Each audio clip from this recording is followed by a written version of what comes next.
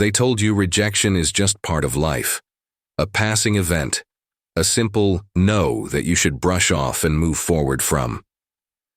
But what if I told you that every rejection you've endured has carved an invisible wound deep into the architecture of your psyche?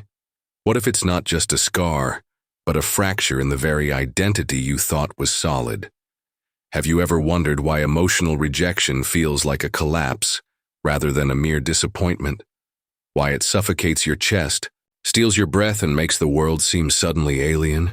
It's because you're not grieving the other person's absence. You're grieving the parts of yourself you projected onto them. Carl Jung warned us, we do not relate to others as they are, but as we imagine them to be, unconscious extensions of our inner world, our archetypes, our complexes. The moment. They walk away. They tear apart the illusions we've mistaken for reality, and in that tearing, something in you dies.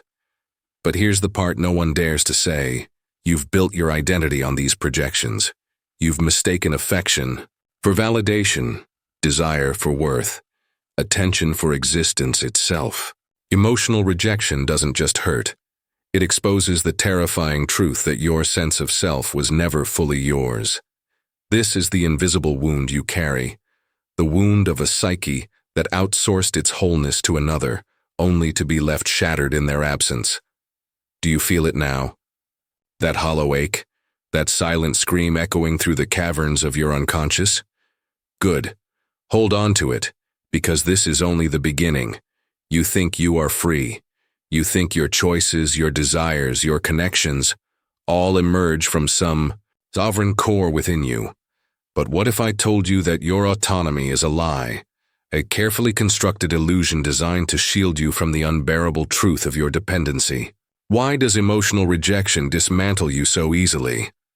Why does the withdrawal of another's affection make you question your very worth, your purpose, even your right to exist? Because you are not as independent as you claim to be. Carl Jung revealed what most are too terrified to confront. Your psyche is interwoven with unconscious attachments, ancient instincts, and archetypal needs that operate far beyond your conscious will. The persona, that social mask you wear to appear whole, confident, desirable, is just that, a mask.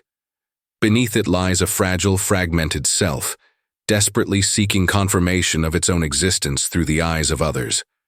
And when those eyes look away, when the voice that once whispered your name now falls silent, your mask begins to crack, revealing the emptiness it was designed to conceal. Isn't that why rejection devastates you so deeply? Not because you lost them, but because you lost the reflection that made you feel real. This is the silent contract you've signed with. Every relationship you've ever had, validate me or I will cease to exist. But you didn't know you signed it, did you? Now you do. And now the mask is slipping, ready for what lies beneath. You've spent your entire life running from the parts of yourself you find unacceptable, the rage, the neediness, the fear of abandonment. But rejection is the force that drags those disowned fragments into the light, kicking and screaming. Have you ever wondered why rejection makes you feel irrational? Why it awakens a fury, a despair, a desperate longing that seems disproportionate to the event itself?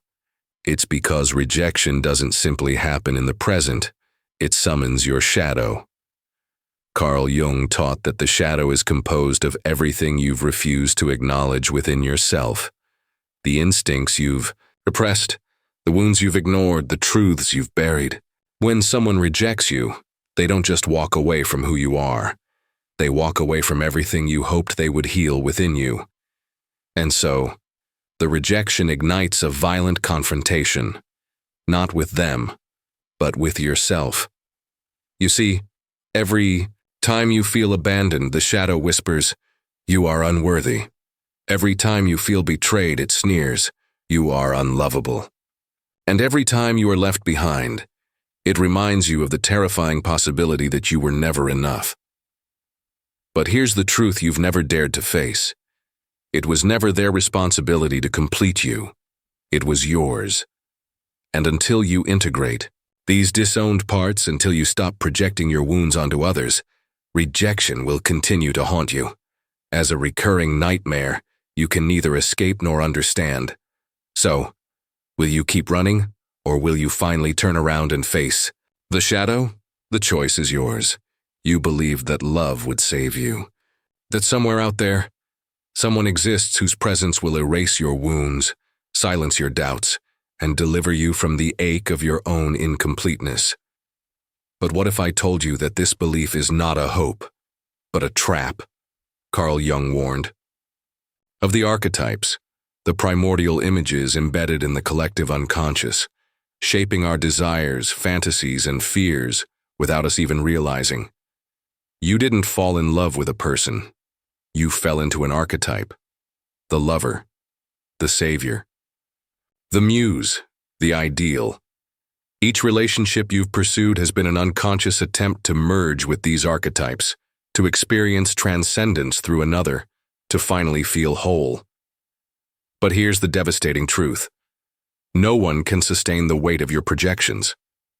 No human being can fulfill the role of an archetype without eventually collapsing under its impossible demands. Is that not why every relationship feels so intoxicating at first, and so suffocating in the end? You don't love them for who they are. You love them for what they represent, a symbolic key to the locked doors within your own psyche.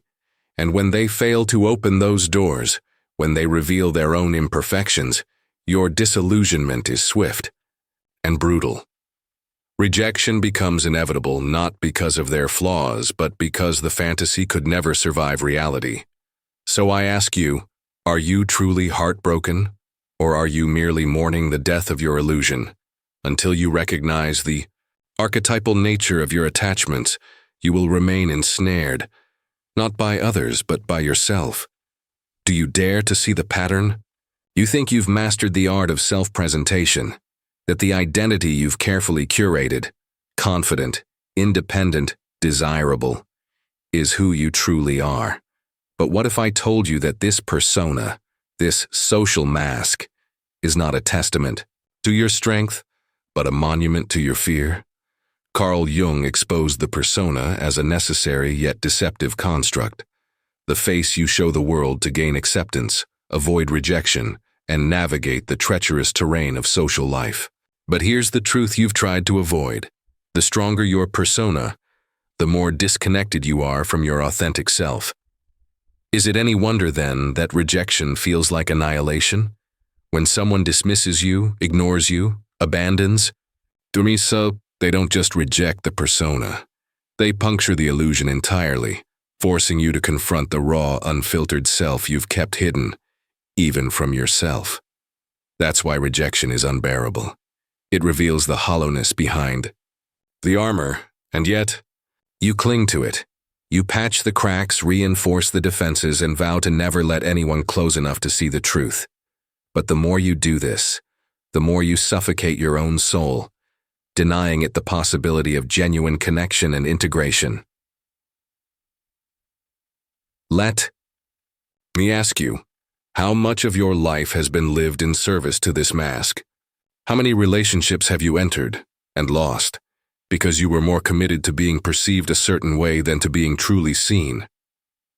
The persona protects, but it also imprisons.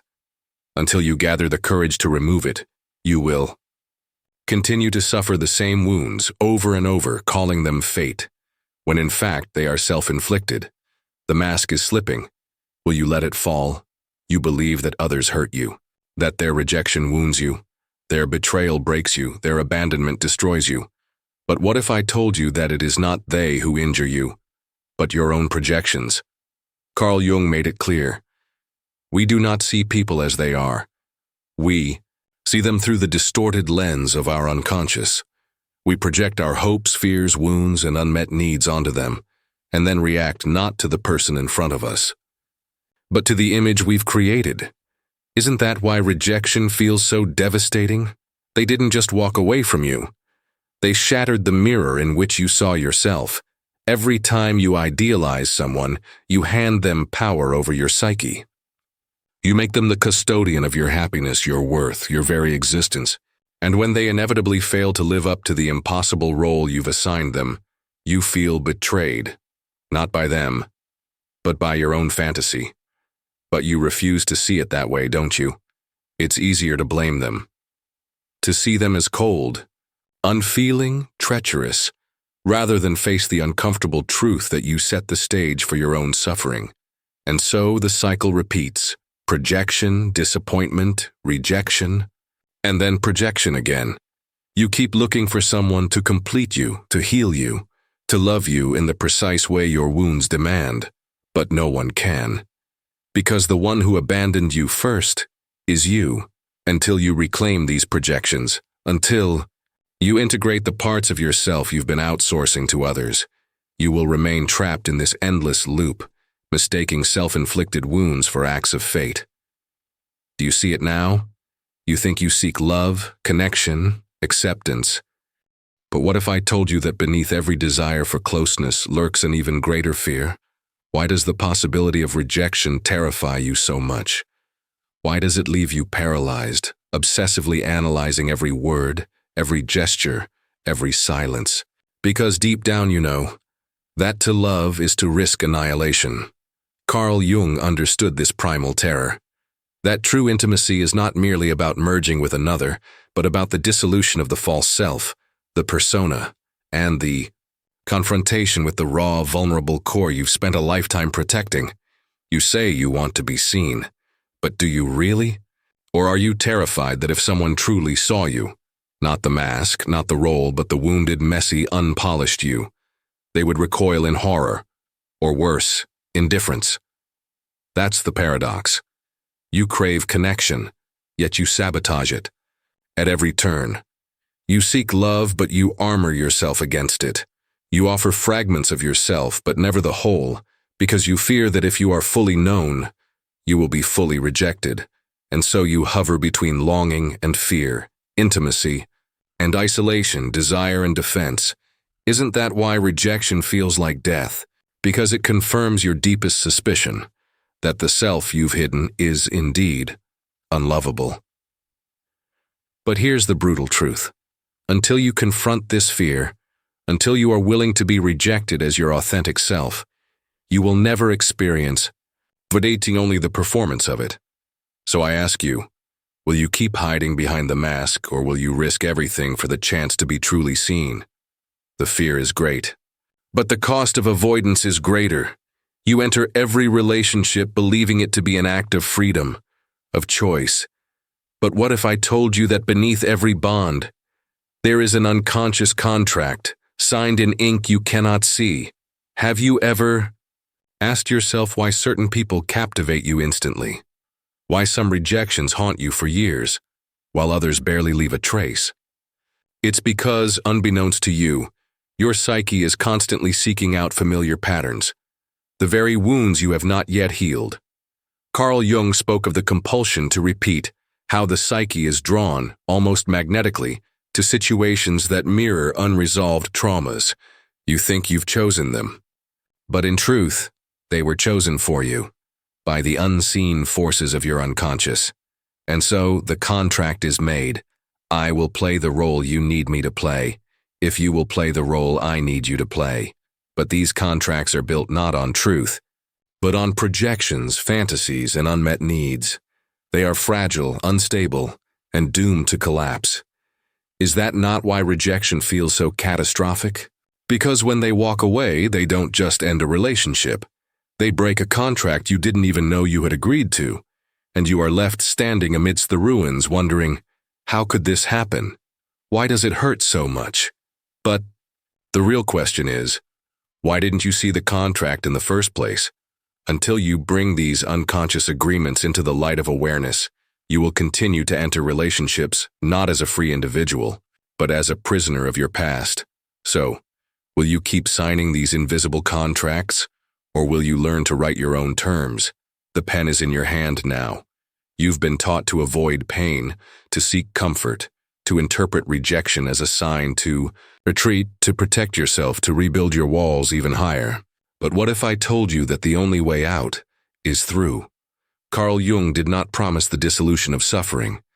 Instead, he offered something far more unsettling, the necessity of integration, to face your wounds, your projections, your shadow, and to reconcile them within the totality of your being.